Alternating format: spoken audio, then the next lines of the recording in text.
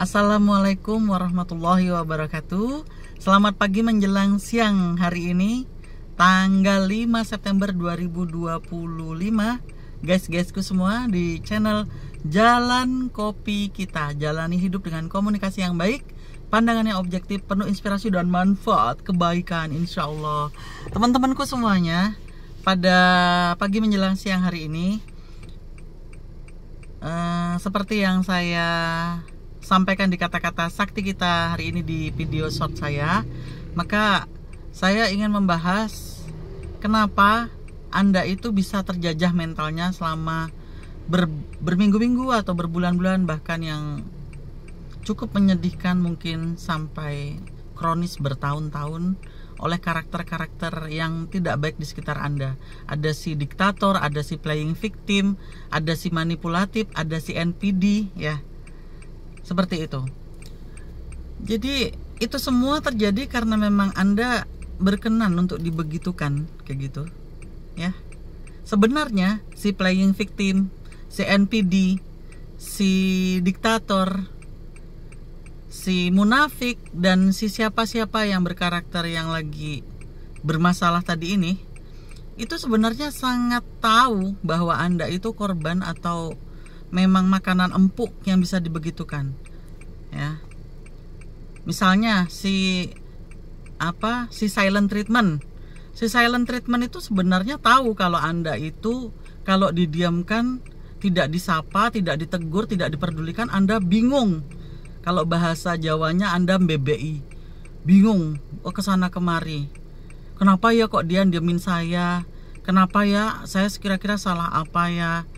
Kenapa ya kok tiba-tiba dia ada perubahan sikap? Itu menyenangkan baginya seperti itu. Jadi nggak perlu kalau Anda nggak ada salahnya dan Anda berperilaku yang memang seadanya, sewajarnya, terus Anda misalnya mendapatkan silent treatment, didiemin, Anda mengajak berkomunikasi ternyata jawabannya nggak genah, didiemin aja, kayak ketemu zombie itu loh. Kita kan kalau ketemu zombie, mungkin kalau di film Train to Busan misalnya, ya, itu kan kita udah kita teriak-teriak gitu ya, di sananya cuma gitu. Kadang malah kayak nggak lihat, ngerti nggak, pandangan yang kosong kayak gitu ya. Kadang-kadang pasti pernah ngalami ya, teman-teman yang di sini pasti banyak nih yang ngalami. Jadi cuman kayak gini tapi kayak nggak lihat gitu ya. Jadi kayak kita tuh sebenarnya di depan matanya, tapi dia kayak tembus pandang gitu, dia lihat tembok yang ada di belakang kita. Itu kalau ketemu yang begitu, Anda nggak usah capek-capek, anggap aja berarti Anda itu lagi sakti, bro, sista, ya. Kenapa aku bilang lagi sakti?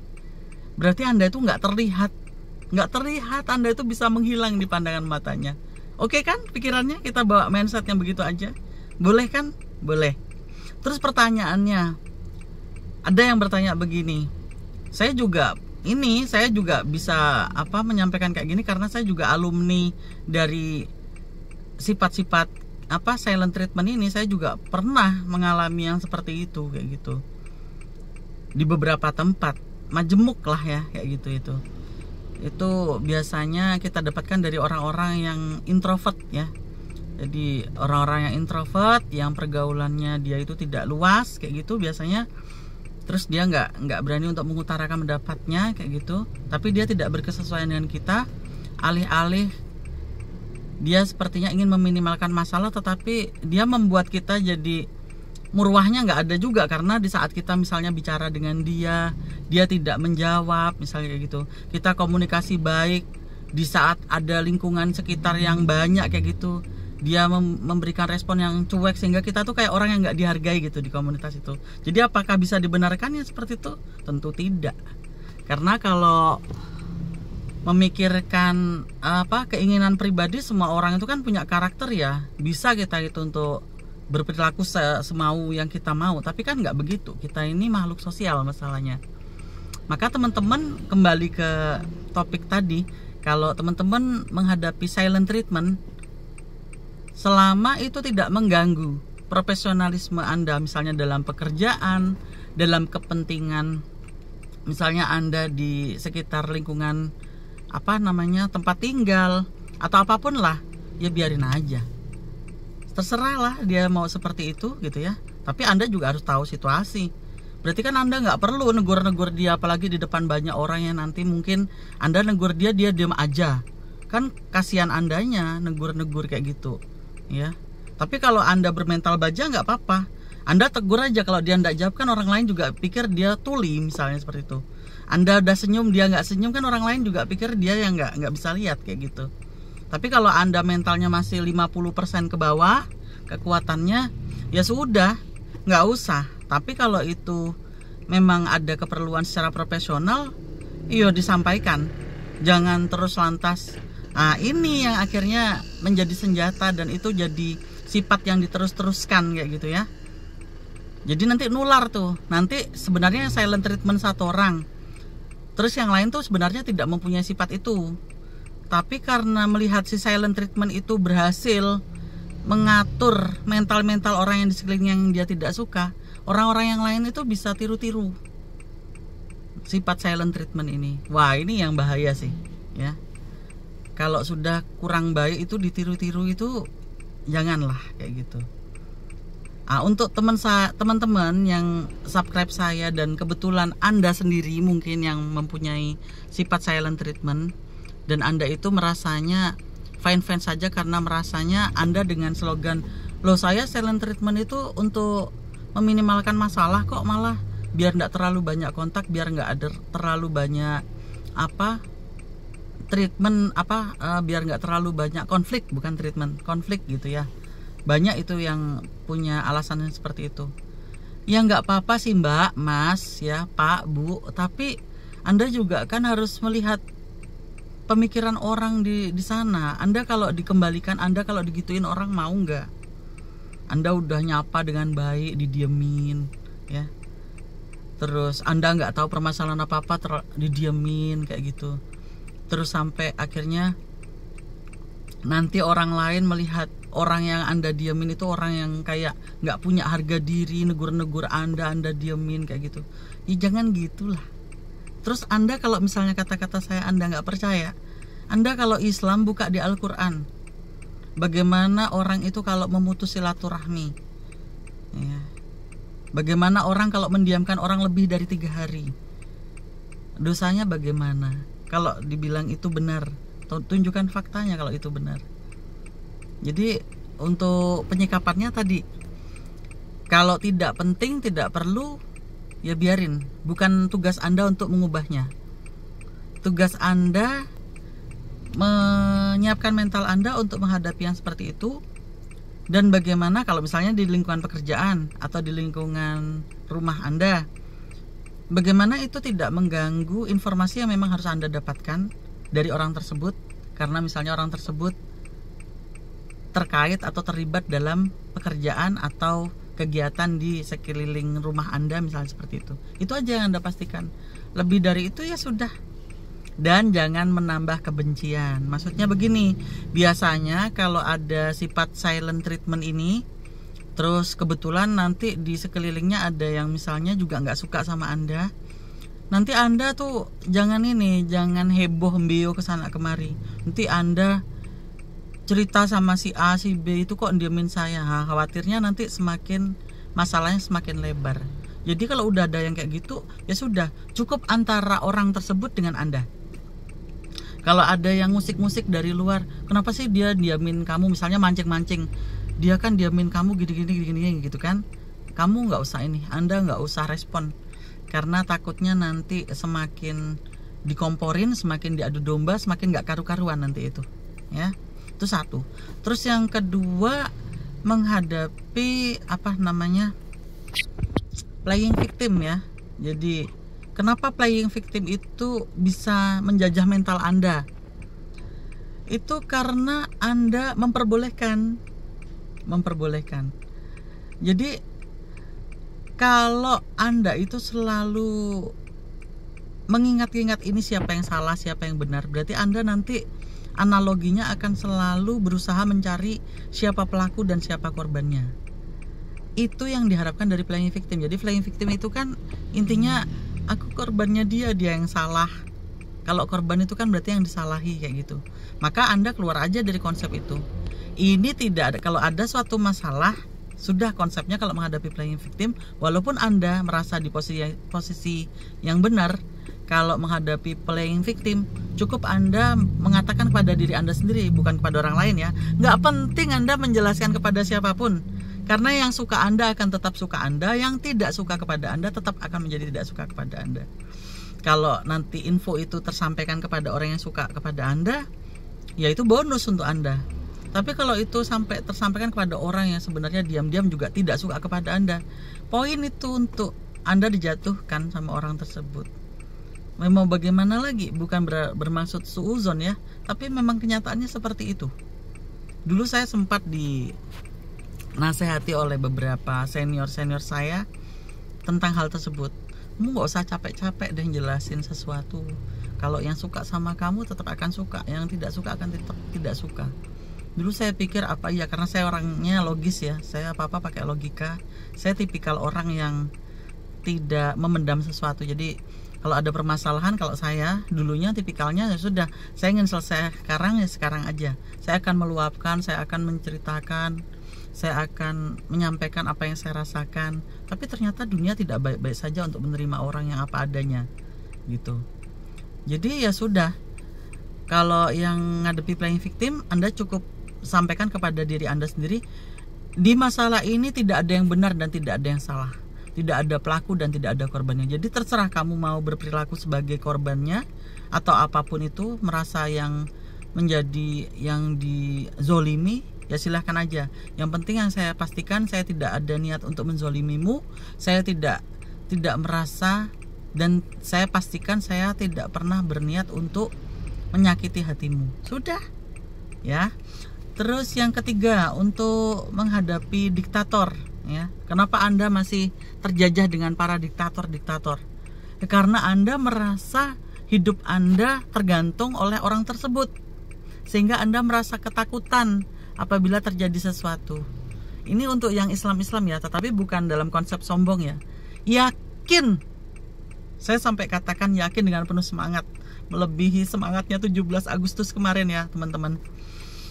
Yakinlah dari hatimu yang terdalam bahwa tidak ada satu hal pun yang akan terjadi di dunia tanpa seizin Allah. Sehingga apapun yang orang niatkan, orang rencanakan kepada Anda dan hidup Anda, tidak akan pernah terjadi selama Allah tidak merestui dan tidak meridhoi dan tidak mengiyakannya. Tidak ada kun fayakun dari Allah. Dan walaupun semua orang itu mencegah kebaikan-kebaikan yang mungkin menghampiri Anda, kalau Allah itu sudah menakdirkan dan kun Allah, maka akan terjadi kepada Anda. Maka tetap berbuat baiklah kepada orang-orang yang mungkin sedang diujikan dengan perasaan sifat diktatornya itu. Tetap berbuat baik aja, nggak usah terus frontal yang gimana-gimana, nggak perlu, karena dia sendiri juga sedang dibuai itu. Dia sendiri tidak sadar, padahal itu sangat serem itu nanti tanggung jawabnya kalau memang demikian ya. Maka berbuat yang baik saja, nanti biarkan Allah yang mengurus segala urusan Anda. Maka jangan pernah lupa untuk yang Islam selalu berdoa. Selalu saja berdoa, ucapkan hasbunallah wa ni'mal wakil, ni'mal maula wa ni'man nasir. Oke? Jadi tidak akan pernah ditinggalkan oleh Allah, karena Allah akan menjadi satu-satunya wakil dan pelindung kita di dunia ini. Jadi kayak gitu ya teman-teman ya. Mungkin itu dari saya. Jadi intinya, terjajahnya mental Anda oleh sifat dan karakter apapun ya yang terjadi di sekeliling Anda, itu karena peran Anda juga, atau sifat atau sikap Anda yang Anda ambil juga belum benar. Mungkin begitu dari saya. Tidak merasa saya ini lebih dari teman-teman semua yang lain, tetapi saya ini lagi berbagi cerita. Oh iya, satu lagi, kenapa Anda masih terganggu dengan dan terjajah oleh orang-orang yang munafik? Munafik itu di depan Anda baik, tapi ternyata di belakang Anda itu Anda dengar dari si A, si B, si C, yang di tempat-tempat lain itu dia berniat buruk, bercerita buruk tentang Anda kayak gitu. Kenapa Anda masih terjajah? Ayo jawab kenapa yang ini. Ini paling mudah loh jawabannya. Karena Anda berharap. Kalau Anda itu udah berharap kebaikan dari manusia, Anda itu pasti kecewa. Jangankan dari orang yang jelas-jelas nggak ada kedekatan dengan Anda. Maksudnya kedekatan itu yang saya sampaikan mungkin bukan orang tua Anda, bukan anak Anda, bukan pasangan Anda, bukan adik kakak Anda, orang lain lah ya. Anda kok berharap? Wong sama pasangan aja jangan berharap. Jangan dengan orang tua atau anak aja jangan berharap gitu ya. Kita hanya berharap sama Allah. Jadi kalau Anda itu cukuplah Anda berbuat baik. Anda tidak usah berharap dia akan melakukan hal yang sama. Maka di saat Anda mendengar, oh ternyata si A itu loh di belakang Anda menjelekkan Anda, bahkan dia berusaha menusuk Anda dari belakang, ya.